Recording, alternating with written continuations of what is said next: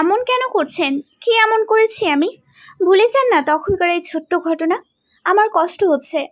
আমি আপনাকে হার্ট করার জন্য বা ছোট করার জন্য কিছু বলিনি তখন, বিশ্বাস করুন।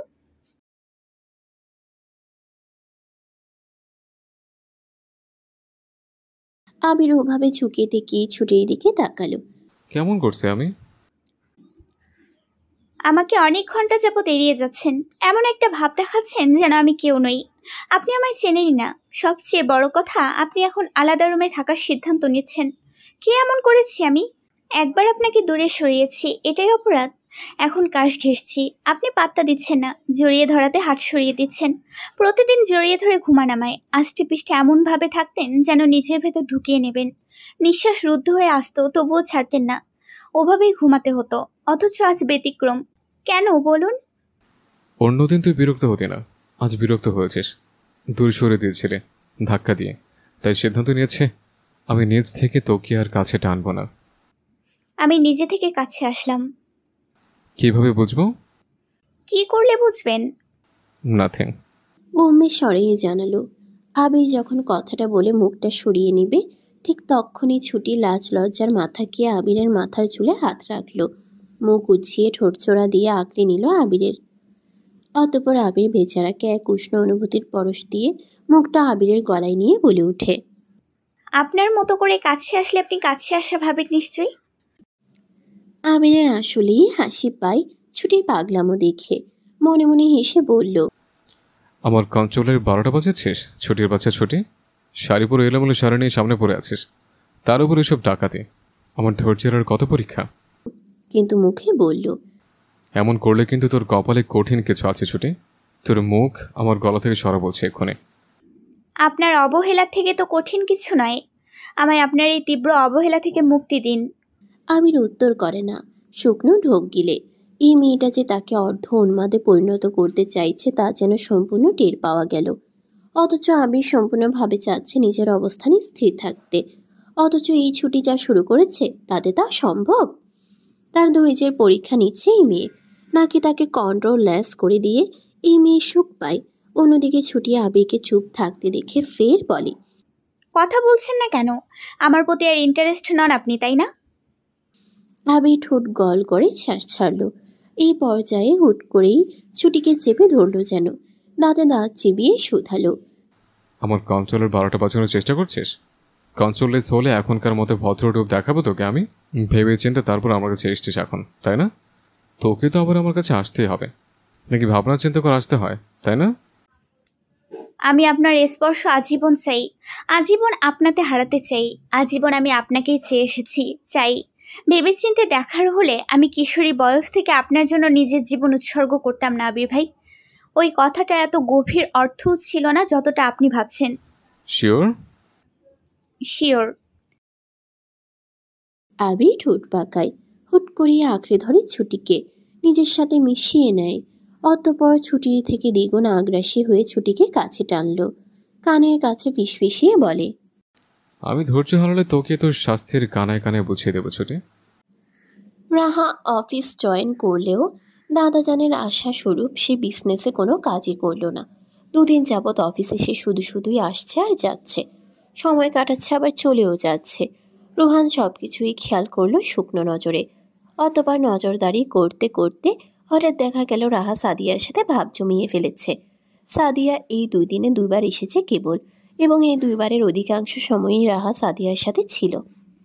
কি এত গল্প করলো, কি এত জানলো, রোহান নিজেও জানে না। অন্যদিকে রাহা আজ সকাল থেকে থমথমে মুখ করে বসে আছে।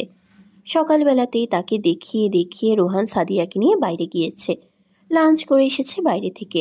এমনকি সাদিয়ার সাথে ভাব জমিয়ে সে এইটুকু বুঝতে পেরেছে তাদের দুজনের খুবই গভীর সম্পর্ক, খুবই ক্লোজ। তাই তো, ক্লোজ না হলে লিপস্টিকের দাগ থাকতো? লাঞ্চ করতো? রাহা সবই বুঝলো, সবই মানল। তবুও কোথাও তার একটা চাপা রাগ করছে। রোহানকে ইট মেরে মাথা ফাটিয়ে দিতে ইচ্ছে করছে। উপায় না পেয়ে সে এক পরিচিত বড় ভাই যে কিনা এই অফিসে কর্মরত আছে তাকে নিয়ে বেরিয়েছে। এই খবরটা পেল রোহান তার একটুখানি পর। স্টাফটা মেয়ে হলে রোহান গুরুত্ব দিত না, কিন্তু কথা হলো সে ছেলে, এবং এসেছে পর্যন্ত এই রাহাকে এই ছেলেটার সাথে কথা বলতে বেশি দেখা গিয়েছে।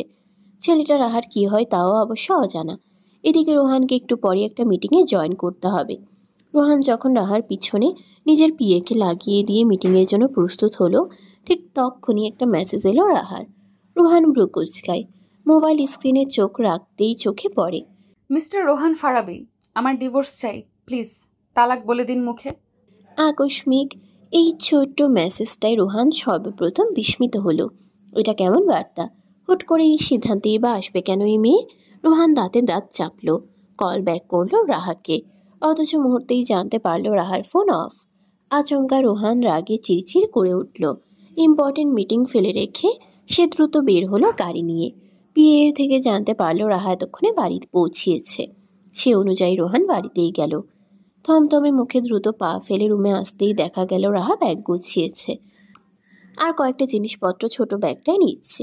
রোহান কপাল কুঁচকে গিয়ে দ্রুত চেপে ধরল রাহার হাতটা, দাঁতে দাঁত চেপে বলে, হোয়াট ইজ ইয়োর প্রবলেম নবনী?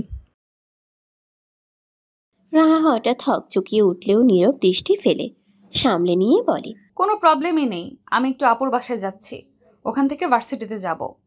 একের পর এক মাথা খারাপ করা কথায় রোহান ফুঁসে উঠে বলে, বলেছিলাম না যেতে পারবে না? But why? বলতে ইচ্ছুক নই, কিন্তু তুমি যেতে পারবে না। কি আশ্চর্য, গেলে তো আপনার অসুবিধা হচ্ছে না মিস্টার রোহান ফারাবি, বরং সুবিধাই হবে। কি বলতে চাচ্ছ? দেখুন, লাইফে একটা বিয়ে করার দরকার ছিল, দাদাজানের কথাতে সেই বিয়েটা করে ফেলেছি ইতোমধ্যেই। এখন আর চাপ নেই, তাই এই বিয়ে থেকে চলে যেতে চাচ্ছি। এত সহজ বললেই হলো? তোমায় অনেক ছাড় দেওয়া হয়েছে নবনী, সময় দিয়েছি নাগালে পাওয়ার, তুমি সেই সুযোগটা কাজেই লাগালে না। সরি নবনী। রোহানের দৃষ্টি স্বাভাবিক ঠেকল না যেন। রোহান সরু চাহনিতে তাকাতেই রোহান তার শক্ত বন্ধনী থেকে রাহার হাতটা ছেড়ে দিল। বিনিময়ে আরেকটু কাছে এসে টেনে নিল রাহাকে। আগ্রাসী হয়ে রাহার ঠোঁট জোড়া দখলে নেয়। রাহা তখন বিরক্তে হাত পা ছুড়ে, অথচ লাভ হলো না। রাগে ক্ষোভে ক্ষিপ্ত সে পুরুষকে সে দমাতে পারল না। রোহান ক্ষণিক বাদেই ছাড় দিল তার ঠোঁট জোড়া। পর মুহূর্তেই মুখটা যখন রাহার গলার দিকে নিতে লাগলো, ঠিক তখনই বাধা দিল রাহা। মুহূর্তেই রাগী সুরে বলে ওঠে, খবরদার বলছি মিস্টার রোহান ফারাবি, এর থেকে বেশি করলে আমি কিন্তু খুব খারাপ কিছু করব। রোহান শুনে না, ঠিকই মুখ এগোলো, ঠোঁট ছোঁয়ালো রাহার গলায়। মসৃণ গলার ত্বকে ঠোঁট দাবিয়ে চুমু আঁকলো, ঠোঁট বাঁকিয়ে হেসে শুভ্র মসৃণ গলায় দাগ বসাতে একটা কামড় আঁকলো। রাহা তখন ব্যথায় দাঁত চাপে। অপরদিকে রোহান হেসে বলে, নিজের বউ চলে যাওয়ার থেকে বউকে ভালোবেসে আগলে নেওয়া বেটার না নবনী? নয়তো লোকে আমায় বউ চলে যাওয়া পুরুষ হিসেবে চিনবে।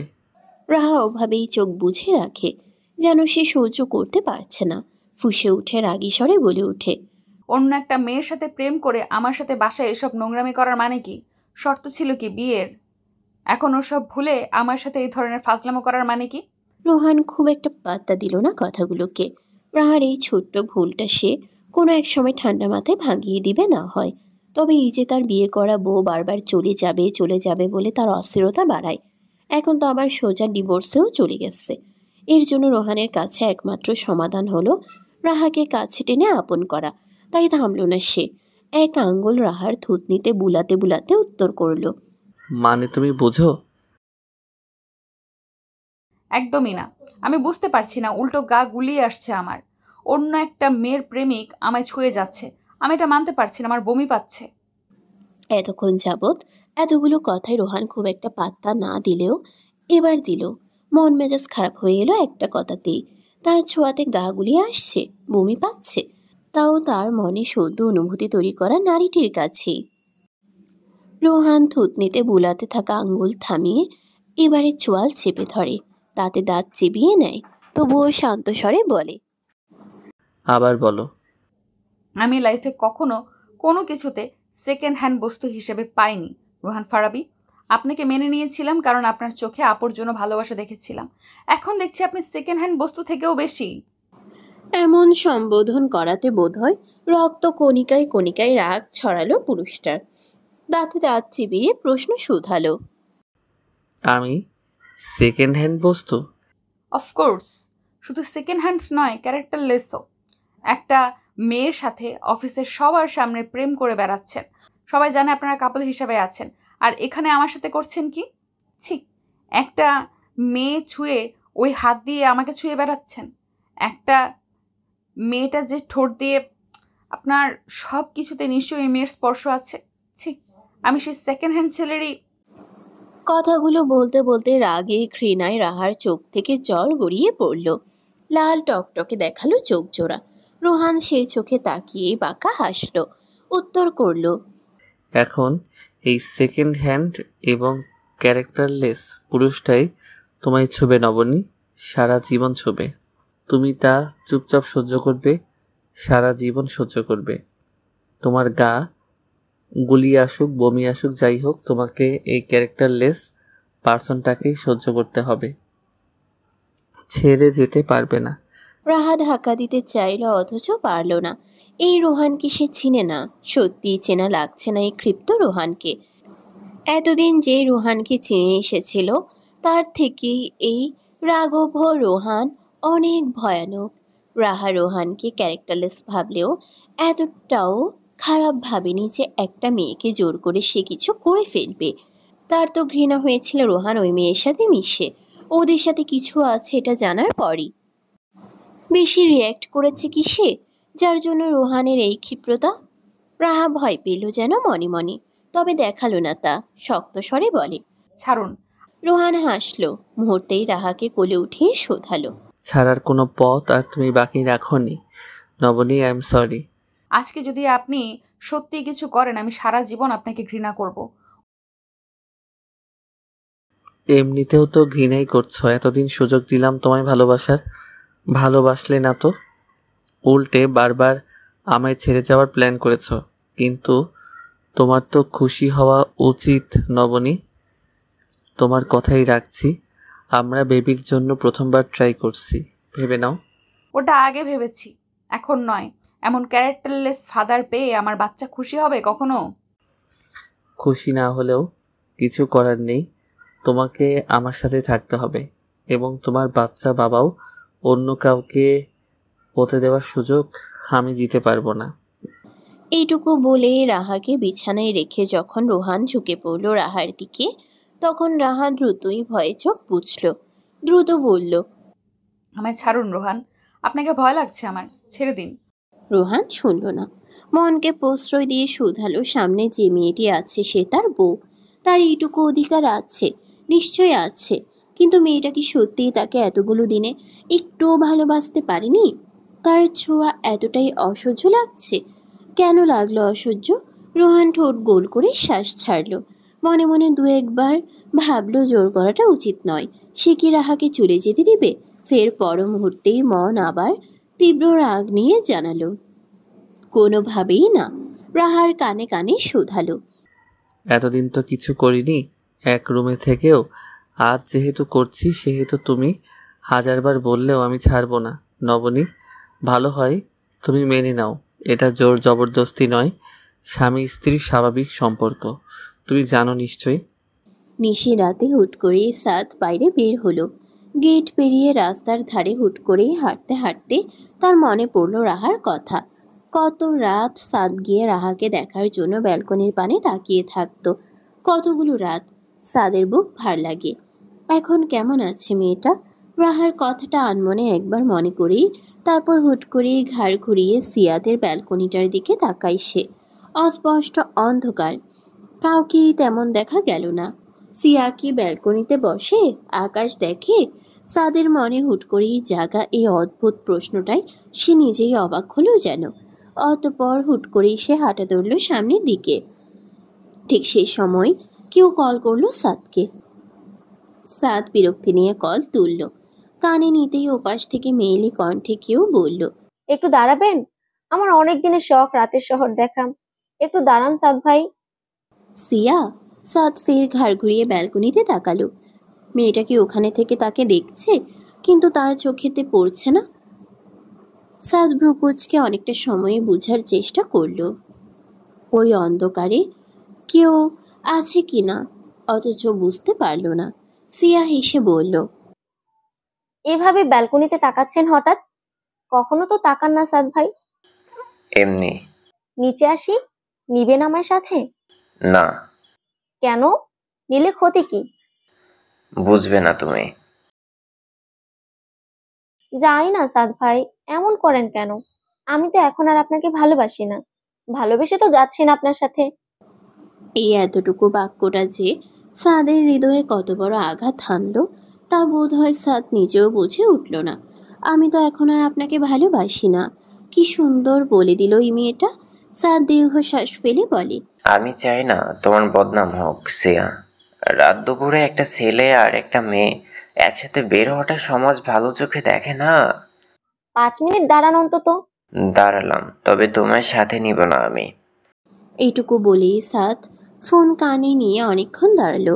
5 মিনিট পেরিয়ে বোধহয় সময় আরো বেশি গড়ালো। তারপর হুট করেই নিজের পাশে এক মেয়েলি অস্তিত্ব টের পেল।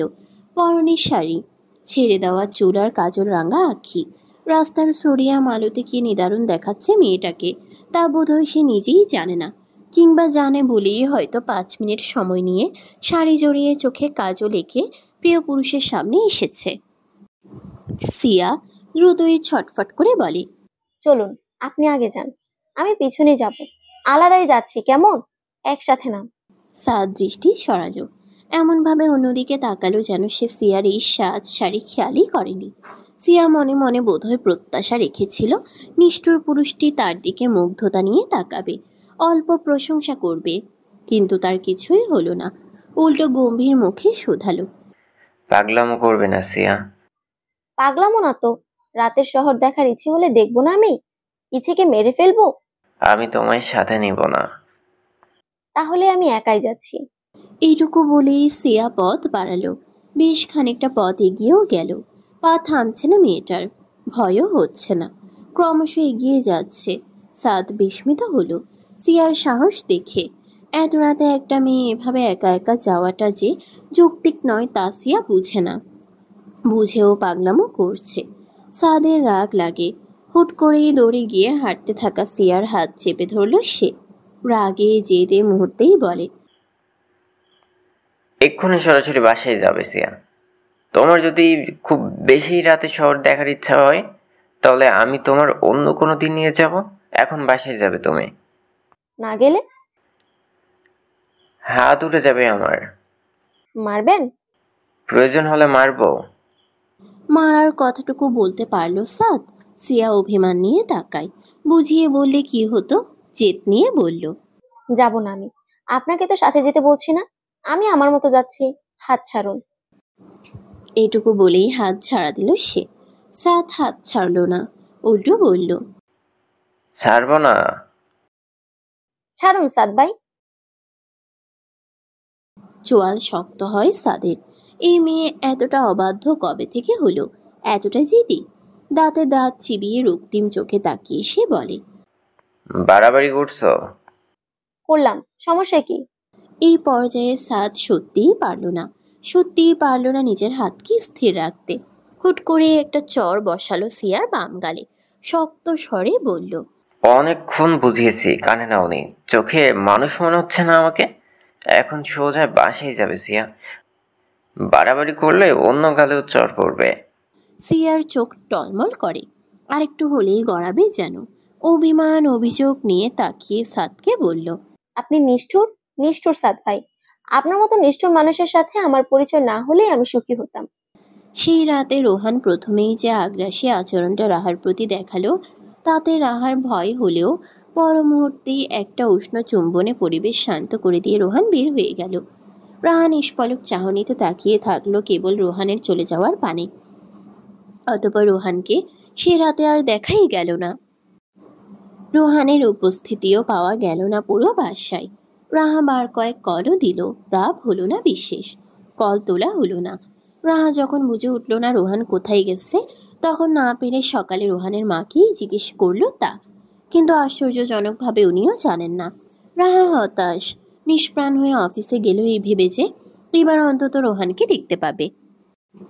অথচ তাও হলো না। সে অফিসেও আসেনি। বিনিময়ে অফিসে দেখা মিলল মিস সাদিয়ার। এতক্ষণ নাকি রাহার জন্যই অপেক্ষাতে ছিল। রাহা কিছুটা অবাক হলেও সাদিয়ার সাথে কথা বলল। তারপর একে একে সাদিয়া জানাতে লাগলো সে যা বলে এসেছে তা মিথ্যে। রোহান আর তার মাঝে কোনো ক্লোজ সম্পর্কই নেই, যা আছে তা শুধু অফিসের লেনদেনের খাতিরে। রাহা সবটা শুনল চুপচাপ। সাদিয়াকে দেখে হুট করেই প্রশ্ন ছুড়ল, ওনার শার্টে আপনার লিপস্টিকের দাগ, তা কি মিস সাদিয়া? মিস সাদিয়া মুখ টান টান করে তাকালো। সে বোধহয় এসব বলতে চাচ্ছে না, তবুও অদৃশ্য কোনো চাপে পড়ে এসব যেন তাকে বলতেই হচ্ছে এমনই মনে হলো। বলল, আমি শুনেছিলাম ও বিয়ে করেছিল। বাইরে থেকে দেশে আসার পর হঠাৎ এ কথা শুনে কেন জানি না রাগ লাগছিল আমার, আর তাই ইচ্ছাকৃতভাবে সেদিন ঝুঁকে পড়ে লিপস্টিকের দাগ বসালাম, যাতে তার ওয়াইফ দেখে সন্দেহ করে। গুড, কিন্তু অফিস স্টাফরা ওরা কিভাবে জানলো আপনার আর ওনার সম্পর্ক সম্বন্ধে? আমাদের তো আজকের দুদিনের বিজনেস নয় মিসেস রাহা। যখন থেকে আমি বিজনেস জয়েন করেছি তখন থেকে রোহানের সাথে আলাপ বলা চলে, এবং এই আসা যাওয়ার খাতিরে বিভিন্ন মিটিং প্রোগ্রামে এই সেইতে আমি তার প্রতি অত্যাধিক দুর্বলতা দেখিয়েছি, যা স্টাফেদের মনে সন্দেহ জাগানোর জন্য এনাফ। দ্বিতীয়ত, আমি একবার সবাইকে বলেছিলাম যে সে আমার উঠবি, আমাদের মাঝে সম্পর্ক আছে। সে জানে না আপনি তাকে পছন্দ করেন, আপনাকে বিয়ে করলো না কেন? জানে, অলরেডি রিজেক্টও করেছে, তবে বিয়ে কেন করলো না এর হিসেব তো ওই জানে। কোনো কিছুর তো কমতি ছিল না আমার, অন্তত তোমার থেকে কোনো কিছুতে কমতি নেই। ঠিক বলেছেন, তবে উনি যদি দ্বিতীয়বার বিবাহ করেন আমি অবশ্যই আপনার হয়ে ওনাকে বোঝাবো। দ্বিতীয়বার বিয়ে করার আশঙ্কা আছে বলছো? অবশ্যই আছে। এইটুকু বলেই রাহা উঠল, পা চালিয়ে নিজের কেবিনে গিয়ে বসল। অতঃপর রোহানের বিয়েকে জরুরি তলব দিয়ে ডাকিয়ে নিয়ে গিয়ে শুধালো, আপনার স্যার কোথায়? অফিসে আসবেন না আজ? ভদ্রলোক হেসে উত্তর দিল দ্রুত, আমার জানা মতে আসবে না ম্যাম। কেন, আজ অফিসে কোনো ইম্পর্ট্যান্ট মিটিং নেই? না, একটা মিটিং আছে যদিও। স্যার বলল স্যারের হয়ে আপনি জয়েন করবেন তাতে। আমি কী সব বলছে? আমি এসব কিছু বুঝি নাকি? স্যার তো তাই বলছে ম্যাম। কল দিন তো। আমার কল তো তুলে না ওই লোক। কত বড় ধূর্ত লোক, আমায় এইভাবে ফাঁসিয়ে দিতে চাইছে। অতঃপর পিয়াস নামের লোকটি কল দিল তার স্যারকে। একবার, দুইবার, তিনবার সে পড়েছে বেকায়দায়। স্বভাবত স্যারকে একবার কল দেওয়ার পর কল না তুললে সে বুঝে নয় স্যার ব্যস্ত, তারপর আর কল দেয় না। কিন্তু আজ রাহার তার জন্য দিতেই হচ্ছে। ওপাশ থেকে রোহান কল তুলে শোধালো, কি আশ্চর্য, এতবার কল কেন দিচ্ছ পিয়াস? সব তো ঠিক আছে তাই না? রাহা মুহূর্তেই ফোন টেনে নিল, বলল, জি না স্যার, ঠিক নেই। আমি মিটিং ফিটিংয়ে গিয়ে বসতেও পারবো না। আপনি অফিসে আসবেন এক্ষুনি। রোহান ভাবেনি রাহা যে পাশে থাকবে, ভরাট স্বরে শুধালো, নবনী, বোনের বাসায় যাওনি? যাইনি যে সেটা আপনি খুব ভালো করেই জানেন, নয়তো আপনার পিএকে বলতেন না আমি মিটিং জয়েন করব।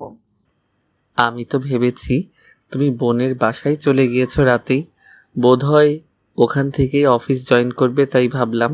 চলে যাই এটাই তো চাচ্ছেন? রোহান এবারে হাসলো একটু রাহার কথা শুনে, তবে হাসিটা রাহাকে বুঝতে দিল না। বলল, থাকতে চাচ্ছ? আম্মু আপনার জন্য চিন্তা করছে, বাড়ি ফিরবেন। আম্মুর সাথে কথা বলেছি আমি। কি বলছেন, বাড়ি ফিরবেন না? হ্যাঁ। কয়দিন? অনেক দিন। রাহার মুখ চুপসানো দেখালো। হতাশ হয়ে সে ফোনের স্ক্রিনে তাকাতেই দেখল রোহান কল রেখে দিয়েছে। আশ্চর্য, এভাবে বাড়ি আসবে না মানে কি?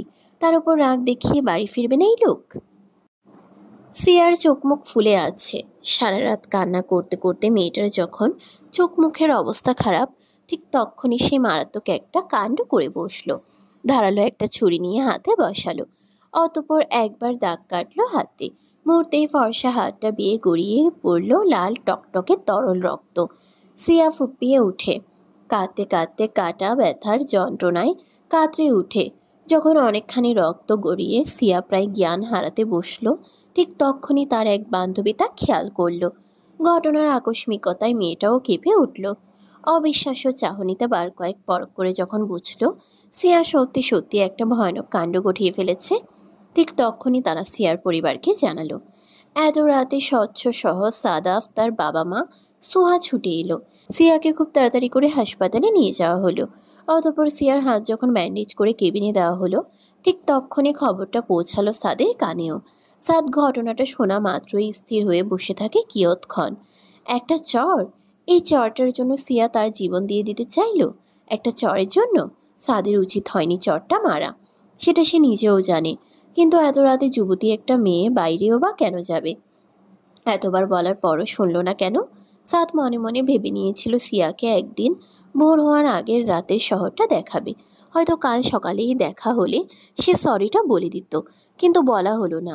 তার আগেই মেয়েটা এমন এক কাণ্ড ঘটিয়ে ফেলল। সাদ খবরটা শুনেছে নিলয় থেকে। নিলয় যে সাদের থেকেও এই কয়দিনে সিয়ার বেশি আপন হয়ে গেছে, এটা ভেবেই সাদ দীর্ঘশ্বাস ফেলে। কোথাও একটা চাপা রাগ হয় নিলয়ের প্রতিও। কেন উড়ে এসে জুড়ে বসলো? সাদ আজকাল নিলয় ছেলেটাকে সহ্য করতে পারছে না। দেখলেই রাগ রাগ লাগছে, অথচ এমনটা হওয়ার কথা নয়। নিলয়কে হন্তদন্ত হয়ে তৈরি হতে দেখে সাদ গম্ভীর বলল, নিচে দাঁড়ালাম, তাড়াতাড়ি আয়। নিলয় পোশাক পরে তৈরি হলেও সাদ যেমন 3/4 প্যান্ট আর টি শার্ট পরা ছিল, ওভাবেই নিচে নামলো। অনেকটা সময় দাঁড়িয়ে এই মধ্যরাতে একটা রিক্সা পেল। অতঃপর দুইজনেই হসপিটালে পৌঁছালো। সাদের বুক ঢিপ ঢিপ করছে। মেয়েটার এখন কেমন অবস্থা? ভালো আছে তো? সাদ পা বাড়িয়ে সিয়ার কেবিন অব্দি যেতে যেতেই দেখা পেল সাদাফের।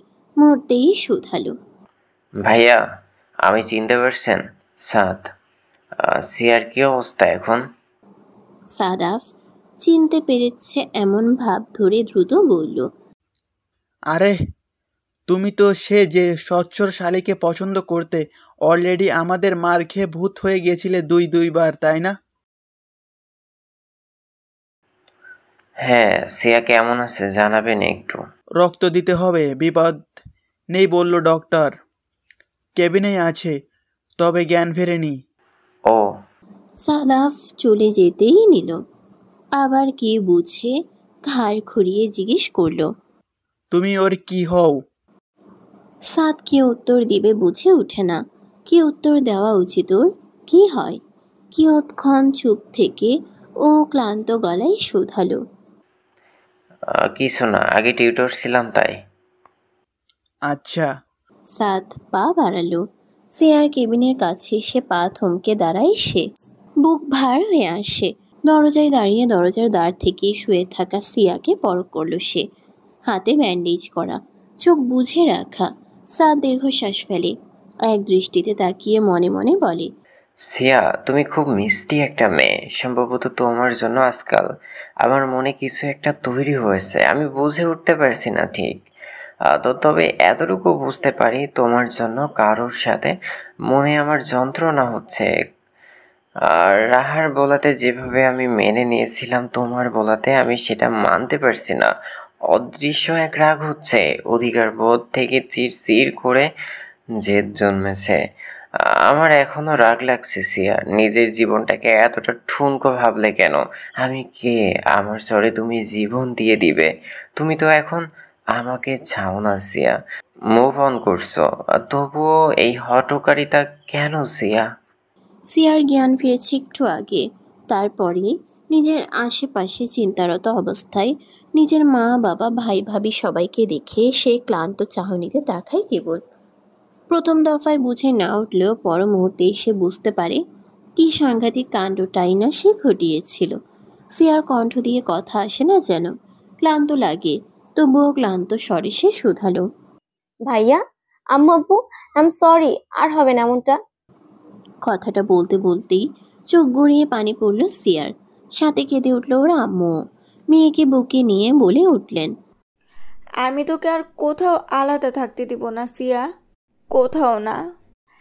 আমার কাছে থাকলে তুই এমনটা করতে পারতি না মা। কি করে পারলি এমনটা করতে বল?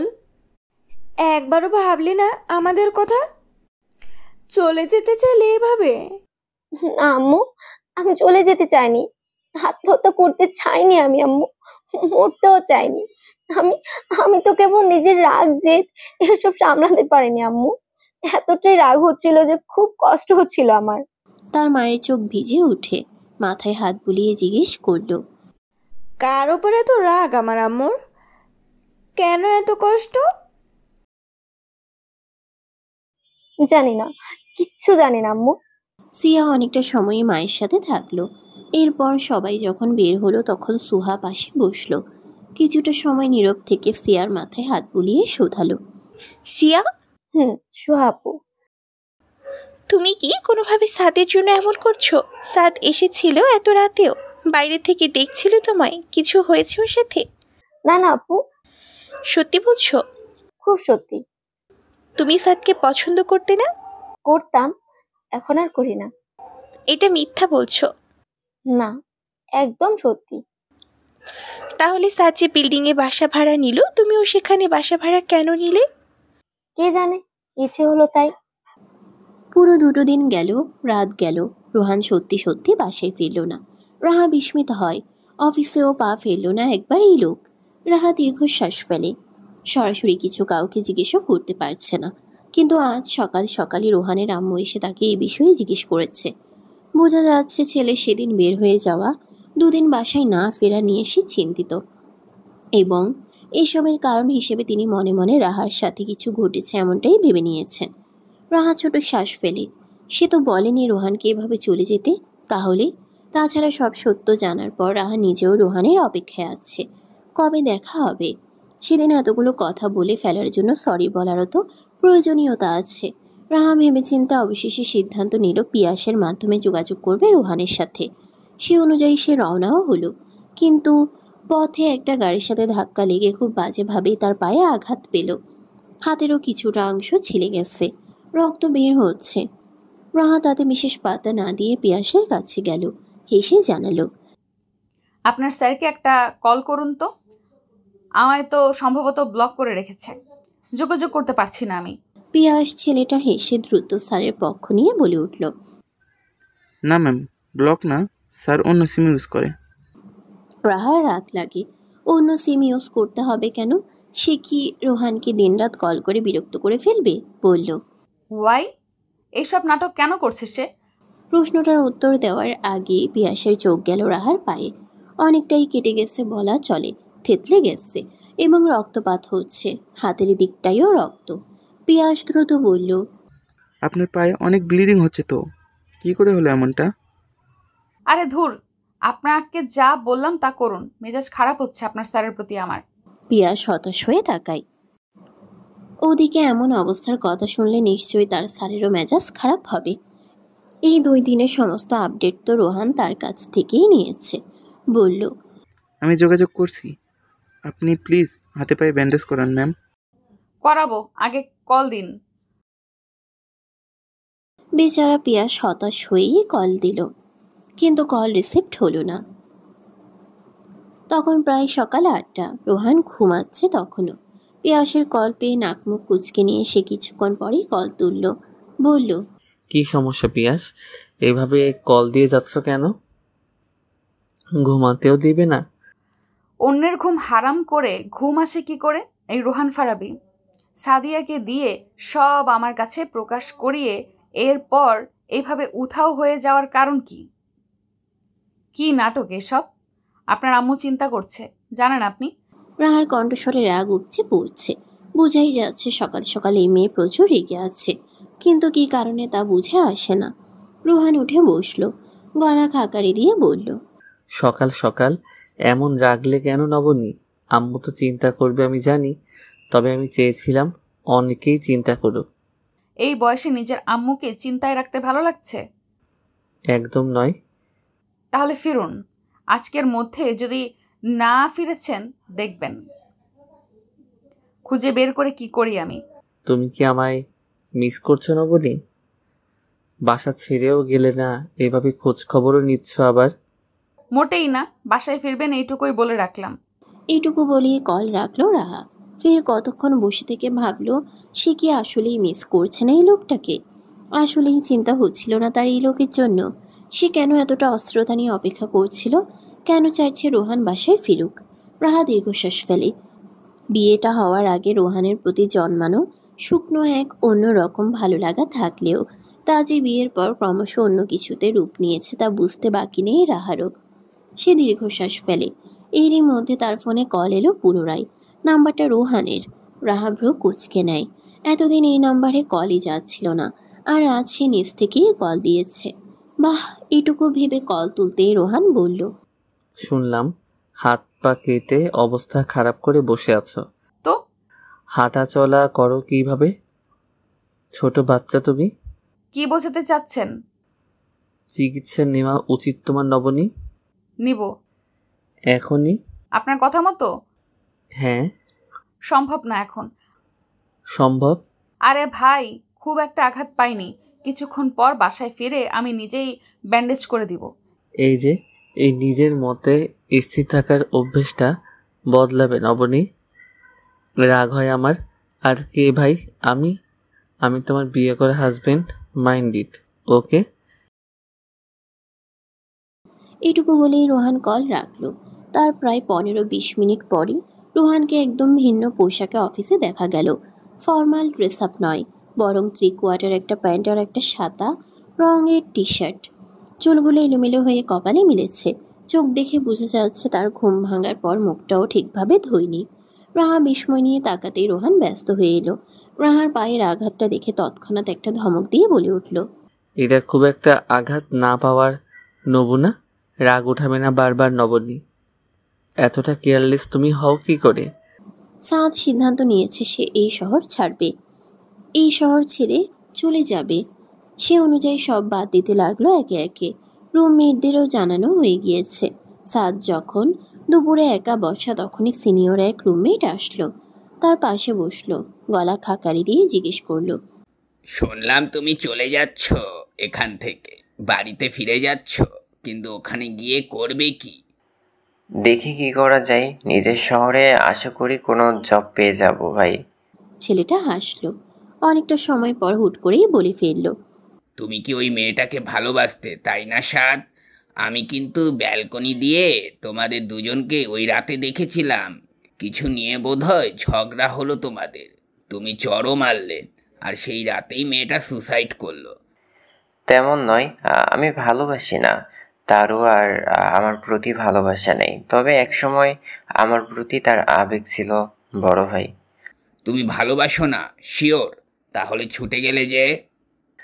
বোধ হয় দায়িত্ববোধ থেকে। আমার কেন জানি মনে হচ্ছে তুমি ওই মেয়েটার জন্যই শহর ছেড়েছো। না, তেমন না। তেমন না হলেই ভালো। ছুটির হাতে ধোয়া ওঠা কফির মগ, এর ঠিক সামনেই আবির বসা। কোলের ল্যাপটপের স্ক্রিনে দেখা যাচ্ছে সাদাফ এবং নিধিকে। সিয়া এখন মোটামুটি সুস্থ হওয়ার পরই সাদাফ আর নিধি আবারও নিজেদের বাসায় ফেরত এসেছে। এখন আবিরের সাথে কথা বলছে। বেচারা আবিরকে না খোঁজাতে পারলে সাদাফের শান্তি লাগছিল না, যেন উসখুস করছিল। আবির তা দেখেই কফির মগে চুমুক দিয়ে বলে উঠল, কি সমস্যা? তুই এমন করছিস কেন? বাবার খুশিতে কি পেটে কিছু আটকা পড়েছে তোর? সাদাফ আর নিধি বাবা মা হতে যাচ্ছে। যখন জানতে পারলো নিধি কনসেপ্ট করেছে, তখন সাদাফের কি ভীষণ আনন্দ। দুজনই এই খবরটাতে যে কতটা খুশি হয়েছে তা বোধহয় তারা দুজনেই জানে না। অতঃপর সাদাফের মাথায় যেন আবিরকে খোঁচানোর বুদ্ধি চলে এলো। সাদাফ তখন খুশিতেই দাঁত বের করে একটা বিজয়ী হাসি হেসে বলল, তোর পরে বিয়ে করেও বাপ হয়ে যাচ্ছি মামা। তুই তো পিছিয়ে গেলি, বাপ হওয়ার মিশনে লেট হয়ে গেলি তো। আমায় দেখ, বিয়ে করেছি, বাচ্চার বাপও হয়ে যাচ্ছি। এটুকু বলেই সাদাফ চোখ টিপল। পাশ থেকে ছুটি তা শুনল ঠিক। অতঃপর উদাস হয়ে একবার তাকালো আবিরের পানে, অথচ আবির তার দিকে তাকালো না। ছুটি বুঝে ওঠে না সে এখানে বন্ধুদের আড্ডায় বসবে কি বসবে না। পর মুহূর্তে ভেবেচিন্তে সে উঠে পড়ে। না জানি আরো কি কি নিয়ে এরা কথা বলে। যাওয়ার সময় উকি দিয়ে ল্যাপটপের স্ক্রিনে সাদাফ নিধি এদের দিকে তাকাতেই আবির উত্তর করল, বউ কি বেশি ভালোবাসি তো, তাই এখনো বাচ্চাকে ভালোবাসা ভাগ করতে চাইছি না। যখন চাইবো তখন দেখবি একসাথে হালিখানেক বাচ্চা জন্মাবে আমার। তোদের মতো একটা বাচ্চা জন্ম দিয়ে কি বাবা হওয়ার সুখ মিটবে বল? আমি আবার সব কিছুতে একটু বেশি ভালোবাসা দিই, একটু বেশি ভালোবাসা ডিজার্ভও করি। তো একসাথে হালিখানেক বাচ্চা জন্ম দিব, তারপর একসাথে বউ বাচ্চা সবাইকে ভালোবাসবো। ছুটি কথাটা শুনেই ফ্যাল করে তাকালো। কেমন উষ্ণ এক অনুভব হলো। লজ্জায় গাল লাল হয়ে এলো কেমন তার। ছুটি দ্রুত সোজা হয়ে দাঁড়িয়ে চলে যেতে উদ্যত হলো, কিন্তু আবির তা হতে দিলে তো। কল রেখে ঠোঁটখাটা বেহায়া মানুষের মতো সে ছুটিকে মুহূর্তেই জিজ্ঞেস করলো, তুই এভাবে লজ্জায় লাল হয়ে যাচ্ছিস কেন? পারবি না হালিখানেক বাচ্চা জন্ম দিতে?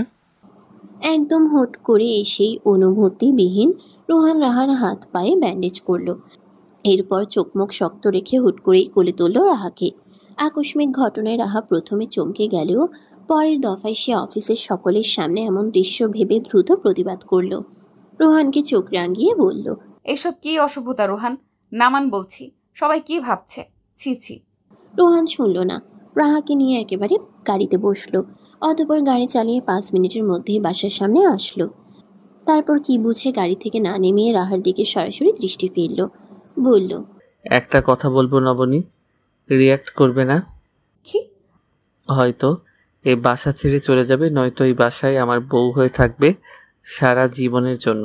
কোনটা বেছে নিবে? আপনার বউ হয়েই তো আছি। নাটক নাটক, বউ না, সত্যি সত্যি বউ। সত্যি সত্যিই তো আপনার সাথে আমার বিয়ে হয়েছে। এই বাসা ছেড়ে যাচ্ছ না, এটাই তো মতামত তোমার? তা কখন বললাম? যাচ্ছ তাহলে? আজকে যাওয়ার কথা ছিল আপুর বাসায়। রোহানের চোখমুখ শক্ত হয়ে এলো। সে ভাবল রাহা সত্যি সত্যি তাকে চাইছে, তাই বোধহয় যায়নি, কিন্তু যাওয়ার সিদ্ধান্ত নিয়ে রাখা ছিল এটা তো সে জানতো না। বলল, তাই নাকি? এই বাসা ছেড়ে চলে যাওয়ার সিদ্ধান্ত তাহলে নিয়ে নিয়েছো? ভেরি গুড, চলো দিয়ে আসি তোমায়। রেগে গেলেন নাকি? রাখবো কেন? তুমি চলে যেতে চাইলে তোমাকে আটকানোর অধিকার আমার নেই। যদি থাকতে তাহলে অধিকার আমি গড়ে নিতাম। যাই হোক, তোমাকে এখানে কিছুটা সময় অপেক্ষা করতে হবে। আমি তোমার সব জিনিসপত্র গুছিয়ে দিতে বলছি আম্মুকে, পরবর্তীতে যাতে জিনিসপত্রের জন্য তোমাকে এই বাসা আর না আসতে হয়। মানে আমাকে একেবারে পাঠিয়ে দিচ্ছেন নাকি? আশ্চর্য। আমি পাঠাচ্ছি না, তুমি নিজে যাচ্ছ নবনী।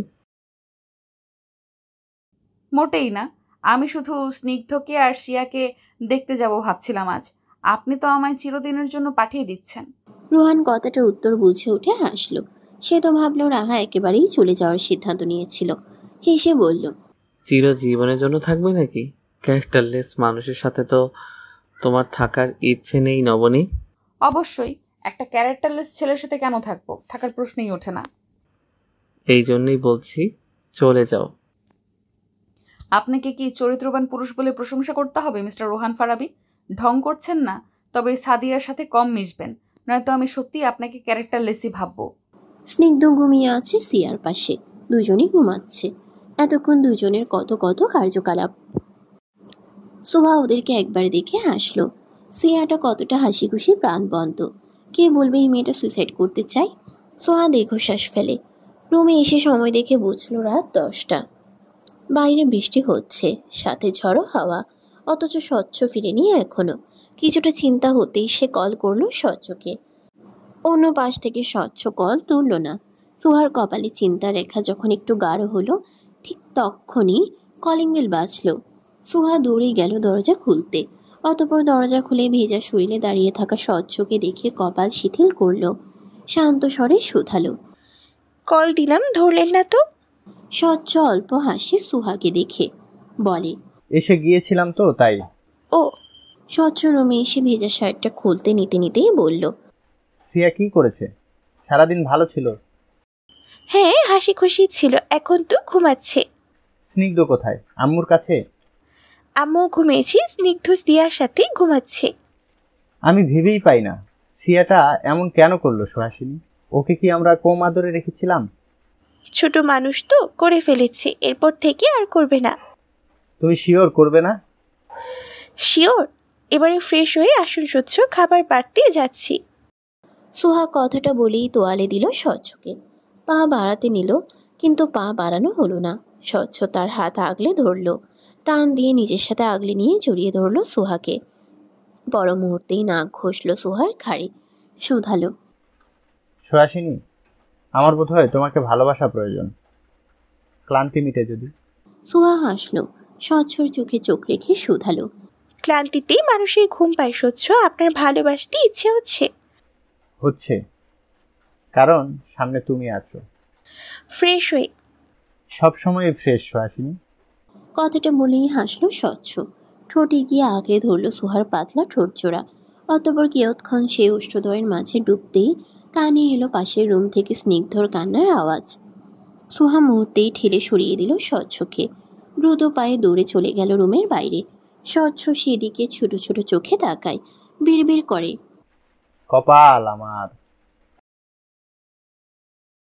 মাঝখানে প্রায় 3 মাস সময় গিয়েছে। 3 মাস সিআই 3 মাস কোনো যোগাযোগ করেনি সাদের সঙ্গে। একটা কল অবধি দেয়নি সে, একটা মেসেজও না। আজ কি বুঝে সে আগের বাসাটাই গেল বান্ধবীদের সঙ্গে দেখা করার বাহানা দিয়ে।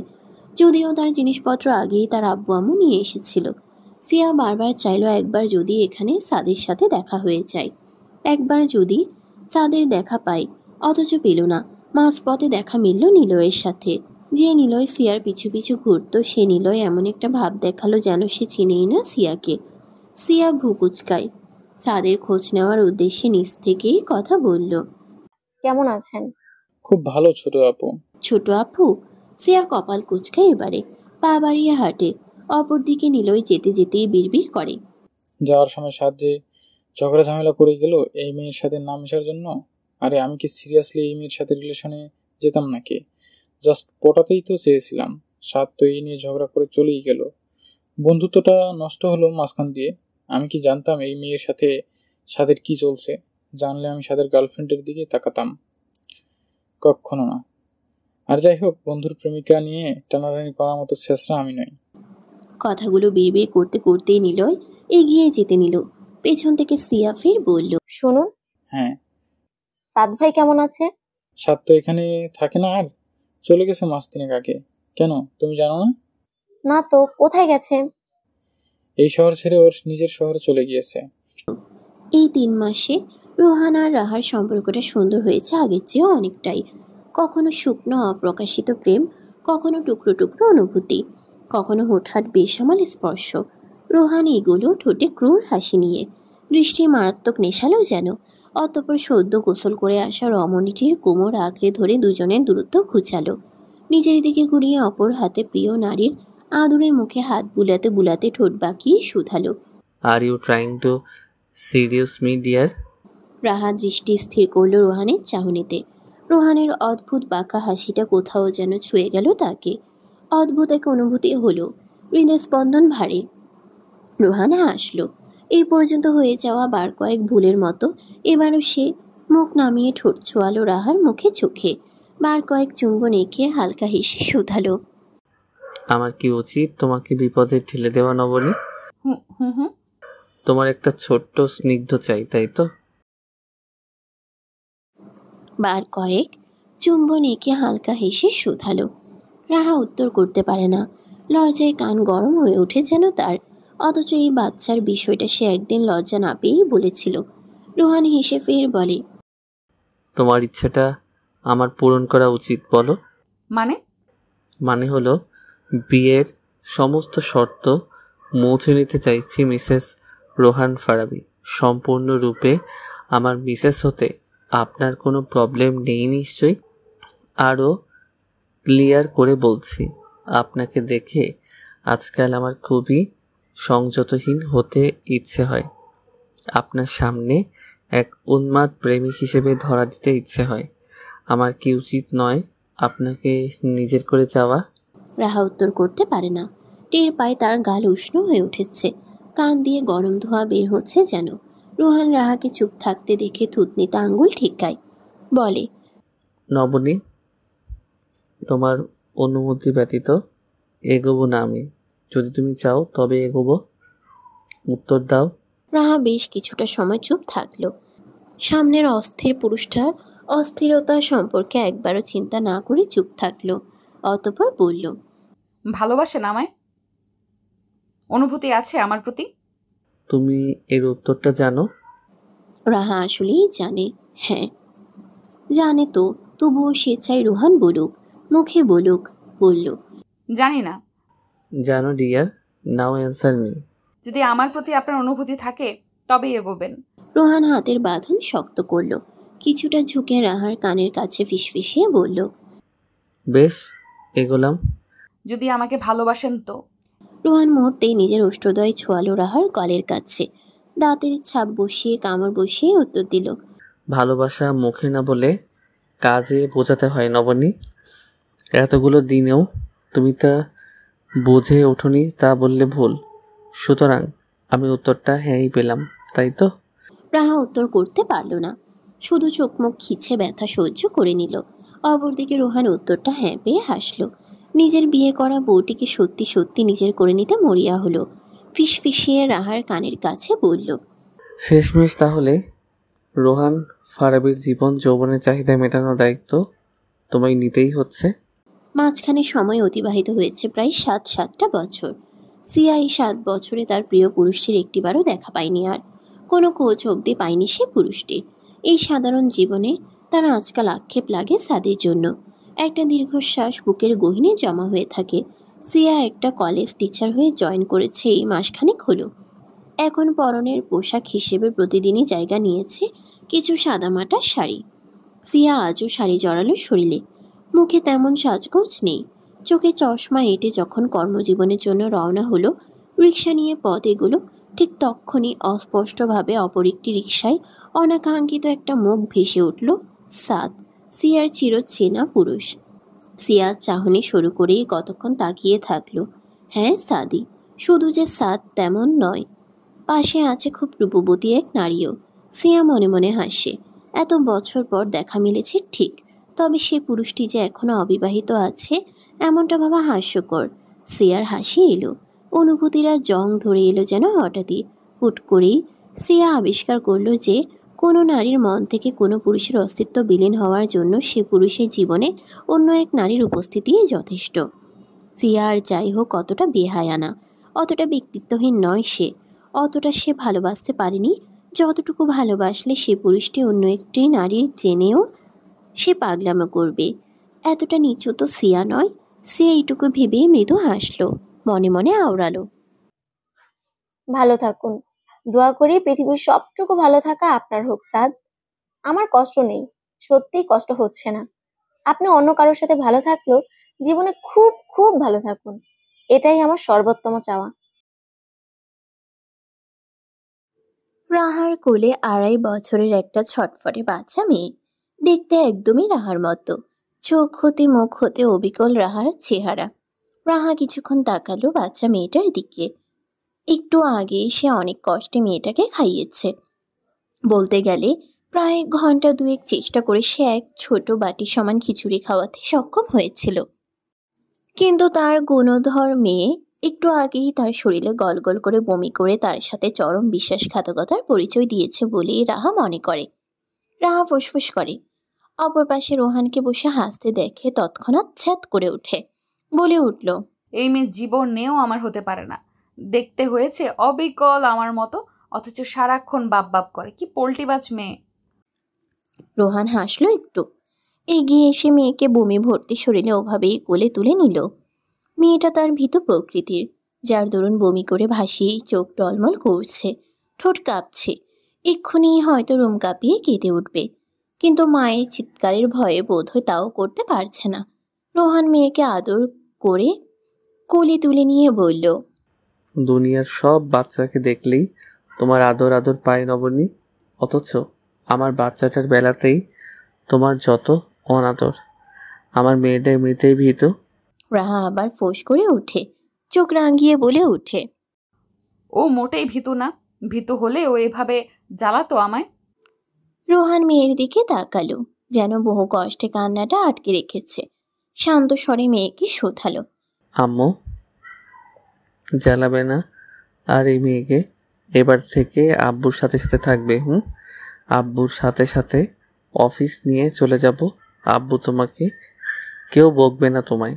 রাহা মুহূর্তেই চোখে মুখে বিস্ময় ফুটিয়ে তুলল, কপাল কুঁচকে বলল, বকতে পারবো না আমি আমার মেয়েকে? একটা বাচ্চা সামলিয়েই এমন বকাবকি করলে বাকি বাচ্চার কি হবে নবনী? তোমার তো আবার বাচ্চা কাচ্চার শখ বেশি। রোহান, ওকে পরিষ্কার করাতে নিয়ে যাই। তোমার প্রেম পরে গ্রহণ করছি, কেমন?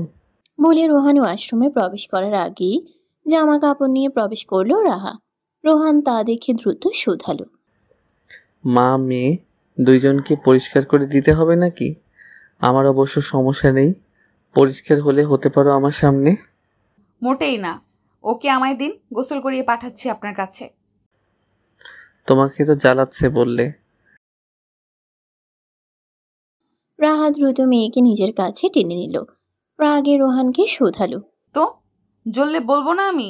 মেয়ে কি আমার না, নাকি আপনার অন্য কোনো বউয়ের? সরুন।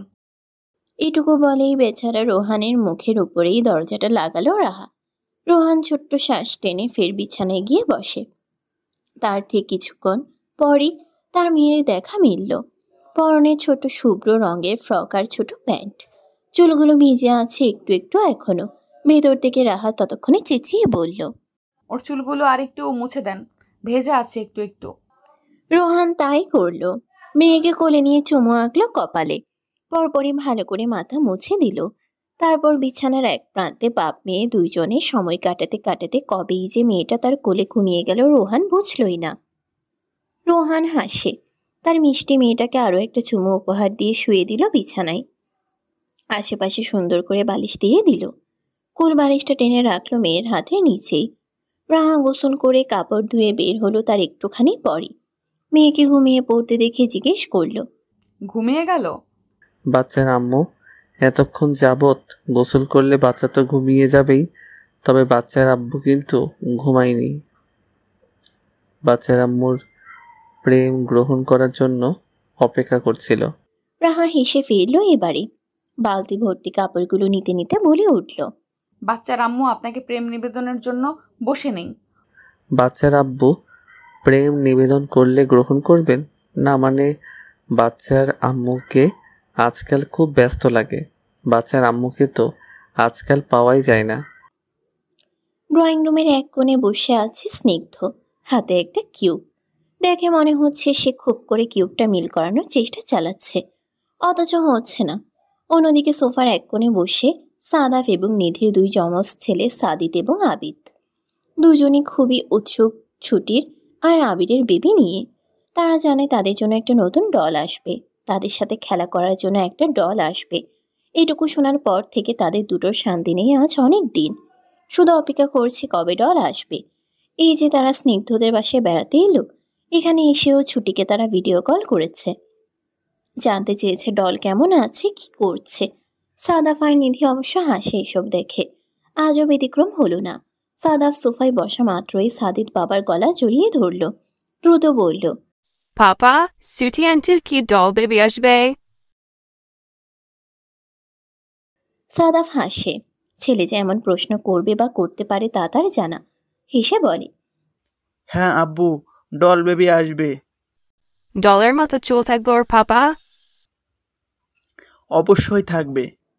এবারে আবিদ তাকালো আগ্রহ আগ্রহ দৃষ্টিতে, জানতে চাইল, ও কি পুতুলের মতো মিষ্টি হবে? হ্যাঁ আব্বু।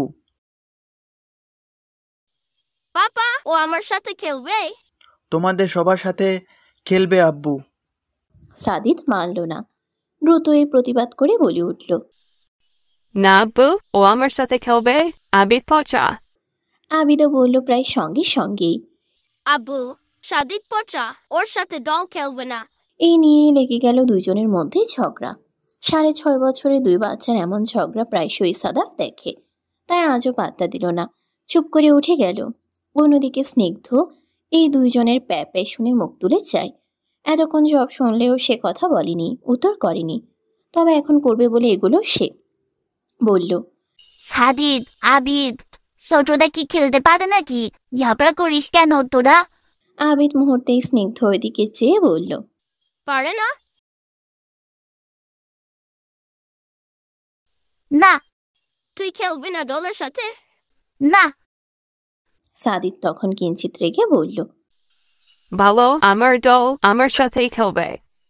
ছুটি জানালার ধারে দাঁড়িয়ে মাত্রই সাদিত আর আবিদের সাথে ভিডিও কলে কথা বলছে সে। এত মিষ্টি এই বাচ্চাগুলো, দেখা হয়েছে প্রায় সপ্তাহখানেক হচ্ছে। ছুটি একবার হাসে, 9 মাসের ভরা পেটের জন্য কিছুটা উঁচু দেখাচ্ছে তার পেট। মুখটা আগের থেকে গোলগাল হয়েছে। আবির তা দেখে এই গোলগাল চেহারার মিষ্টি মতন মেয়েটাকে দেখে হাসল সে। পিছন থেকে জড়িয়ে ধরে থুতনি রাখলো মেয়েটার কাঁধে। হাত জোড়া বড্ড আদুরে ভাবে ছুঁয়ে গেল ছুটির উঁচু হওয়া পেটে। ছুটি প্রিয় পুরুষের উপস্থিতি টের পেয়ে দ্রুত শোধালো, যদি আরো আগে কনসিভ করতাম এতদিনে আমার সাদি আবিদের সমান একটা বাচ্চা থাকতো, কিন্তু আপনি মানুষটা তো হতে দিলেন না। তো এখন কে হতে দিয়েছে? আমি না? আগে তো রাজি হননি। আবির নিজের দিকে ফেরালো ছুটিকে, মুখটা 2 হাতে আগলে নিয়ে শান্ত ভঙ্গিতে শোধালো, আগে ওদেশে যেমন তোর জন্য ডিফিকাল্ট হতো তেমনই আমার বেবির জন্য কঠিন হতো। তার চেয়ে এখানে এসে সবার মাঝে এসে সিদ্ধান্তটা নেওয়া ভালো হলো না? ওখানে আমরা সামলাতে পারতাম না। তুই জানিস ছুটি, আমার এখনও স্বপ্ন লাগে। আমি এখন একটু নার্ভাস ফিল করি। নতুবা বাবা হচ্ছে ভেবে আমি এখনও ভাবি প্রথমবার আমি আমার মিষ্টি বোতলটাকে কী করে তুলব। হাত কাঁপবে না আমার? মোটেই না। হাত কেন কাঁপবে? আপনি খুশি হবেন না ওকে দেখে? আমার খুশির পরিমাণ অত্যাধিক হবে বলে আমি নার্ভাস ফিল করছি মাঝে মাঝে। নার্ভাস ফিল করলে কোলে নেবেন না ওকে। বোকা বাঘে, তুই বোকায় থাকলে সবসময়। আর অল্প কয়েকটা দিন পর আমাদেরও কোলে চলে আসবে, তাই না বলুন? আপনি কিন্তু ওকে অনেক ভালোবাসবেন। এইটুকু বলতেই ছুটির চোখ বেয়ে গড়ালো পানি। আবির ব্রুগুজকে শোধায়, কাঁদছিস কেন? আমার একটা আদর, একটা মিষ্টি, আস্ত একটা পৃথিবীও জানেন। যদি আমার কিছু হয়ও ওকে কখনো অনাদর করবেন না প্লিজ। কি হবে তোর? হয় না কিছু ক্ষেত্রে। মন থেকে নেগেটিভিটি ঝরা ছুটি, নয়তো রেগে যাবো আমি। তোর কিছু হলে আমি কিন্তু তোর বাচ্চাকে মোটেও কোলে তুলব না, একবারও না, বলে রাখলাম। ছুটি ফ্যাল করে। আবির রেগে গেছে। ফ্যাল করে তাকিয়ে শোধালো, মানে আমার কিছু হলেও মা পাবে না, বাবাও পাবে না? হ্যাঁ, পাবে না। এমন হলে আমি রাগ করব। এখন কত আদর দেখাচ্ছেন ওর প্রতি। দুজনকে তো আদর দেখাচ্ছে, তাহলে একজন আসলে অন্যজন আসবে না এমন ভাববে কেন? আসবো না তা বলিনি, যদি এমনটা হয় তাই বললাম। হবে না। যদি হয় তবে তোকে আমি মরে গেলেও ছাড়বো না, প্রমিস। সিয়া আজ ইচ্ছে করেই কলেজে গেল না, ছুটি নিল। মাঝে মাঝে সে একাই ঘুরতে বের হয়। একাই রেস্টুরেন্টে গিয়ে কিংবা কফি শপে গিয়ে কফিতে চুমুক রাখে। অনেকটা নিজের সাথে নিজে ঘোরাফেরা, নিজেকে ভালোবাসা, নিজেকে সময় দেওয়া বলা চলে। আজও তাই করল। পরনে লালের মধ্যে কালো পাড়ের একটা শাড়ি জড়িয়ে চোখে গাঢ় কাজল আঁকলো, চুলগুলো খোলা রাখলো। অতঃপর এই সিম্পল শ্বাস নিয়ে কাঁধে একটা ব্যাগ নিয়ে বের হলো সে এক দূরবর্তী নদীর উদ্দেশ্যে, যেখানে সে একাই যায়, একাই বসে থেকে নীরব সময় কাটায়, আবার একাই ফিরে আসে। সময় হলে ওখানকার টং দোকানে মাঝে মধ্যে 2-1 কাপ চা মুখে তোলে। আজ টং দোকানে সে গেল না। সকাল থেকে দুপুর অবধি সে নদীর পাড়টায় বসে থেকে সে ফিরে এলো দুপুর 2:30টার দিকে। অতঃপর দুপুরের খিদেটা মেটাতে গেল একটা রেস্টুরেন্টে। খেয়ে আবার কিছুটা সময় নিজে ঘুরবে। ফুরফুরে মন, মাঝে মাঝে জীবনের বিষণ্ণতার মাঝখানে নিজেকে এমন কিছু ফুরফুরে সময় এনে দেওয়া উচিত, আনন্দ দেওয়া উচিত। এত দুঃখ পুষে জীবনে লাভ আছে? জীবনকে একা উপভোগ করা যায় খুব করে। সিয়া তো ভেবে হেসে রেস্টুরেন্টে খাবার অর্ডার দিচ্ছিল।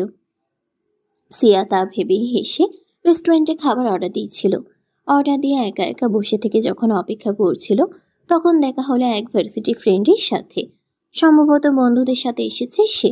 সিয়া আর চোখে একবার একটা টেবিলে ছেলেটার পুরো বন্ধুমহলকে দেখে হালকা কথা বলল।